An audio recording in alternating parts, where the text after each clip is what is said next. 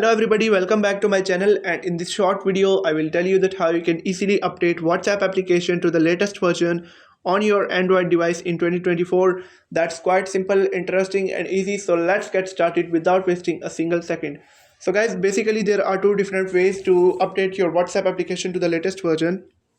The first one is to simply go to the Google Play Store on your Android and then search for WhatsApp, and once you'll search it, it will appear in front of you, and if it says update like this, simply tap on update option and it will be updated to the latest version. But if it says open instead of update and technically your WhatsApp is already updated to the latest version, you can do another thing. You can force update the WhatsApp application by simply heading over to the settings and then look for WhatsApp in the apps section. Tap on see all apps and then look for WhatsApp.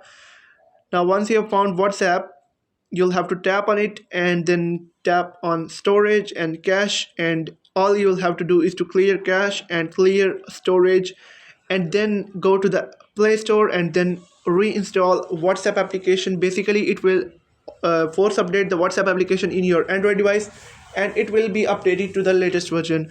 If you have found the video helpful, make sure to like the video and hit that subscribe button, and if you have any questions, let me know in the comment section.